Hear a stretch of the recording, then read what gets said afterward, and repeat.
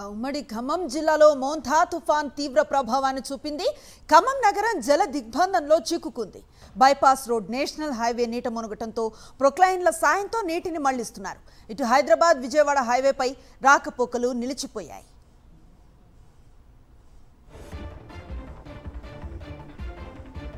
ఇటు సత్తుపల్లి నియోజకవర్గంలో మోంథా తుఫాన్ తీవ్ర ప్రభావాన్ని చూపించింది. రాత్రి నుంచి ఎడతెరపి లేని వర్షానికి ఈదురుగాలులకు వరి చేలు నాశనమయ్యాయి. వరి పంట నేలవాలిపోయింది. పొలాల్లో నీరు నిలిచిపోవడంతో రైతులు ఆందోళన చెందుతున్నారు. ప్రభుత్వం తమను ఆదుకోవాలని కోరుతున్నారు. ఖమ్మం నుంచి మరింత సమాచారం మా ప్రతినిధి మహేందర్ అందిస్తారు.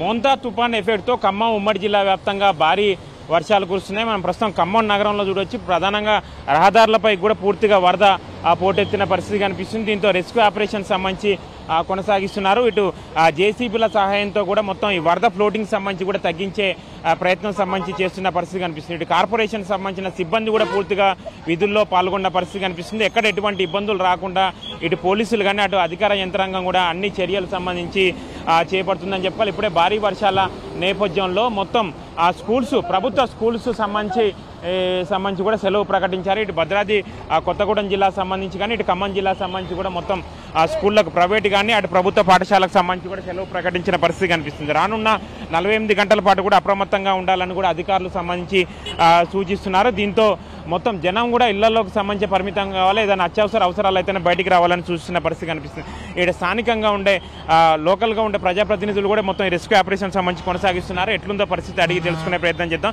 చెప్పండి, ఎట్లా తుఫాన్ ఎఫెక్ట్ ఎట్లుంది, రెస్క్యూ ఆపరేషన్ ఏ విధంగా?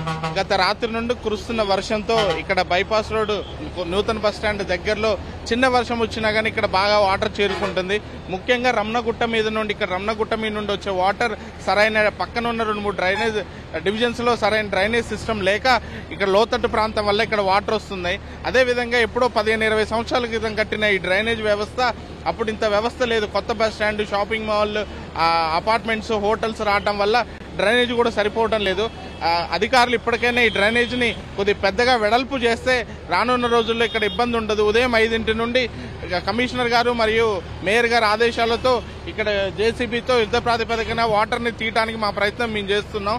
పొద్దున 5 నుండి స్కూల్కి వెళ్లే పిల్లలకి, పని వాళ్ళకి ఇది మెయిన్ విజయవాడ హైదరాబాద్ హైవే అవ్వటం వల్ల ట్రాఫిక్ కూడా చాలా ఇబ్బందికరంగా ఉంది. దీనికి పర్మనెంట్ సొల్యూషన్ అనేది కంపల్సరీ అధికారులు ఆలోచించి చేయవలసిందిగా కోరుతున్నాం. ఇప్పటికే మంత్రులు డిప్యూటీ సీఎం బట్టి విక్రమార్కతో పాటుగా మంత్రి పొంగులేటి శ్రీనివాసరెడ్డి, తుమ్మల నాగేశ్వరరావు కూడా వరద పరిస్థితిపై ఎప్పటికప్పుడు మానిటరింగ్ సంబంధించి చేస్తున్నారు. మొత్తం సహాయక చర్యలు అధికారులు ఎవరు సెలవుల్లో ఉండొద్దు, పూర్తిగా సహాయక చర్యలకు సంబంధించి ఉండాలని కూడా సూచిస్తున్న నేపథ్యంలో మొత్తానికి మాత్రం ఖమ్మం ఉమ్మడి జిల్లా వ్యాప్తంగా మోంథా తుఫాన్ ఎఫెక్ట్తో భారీ వర్షాలు కురుస్తుండటంతో కూడా జనజీవనం ఎక్కడికక్కడ స్తంభించిపోయిందని చెప్పాలి. కెమెరా పర్సన్ సతీష్తో మహేందర్, సాక్షి టీవీ, ఖమ్మం.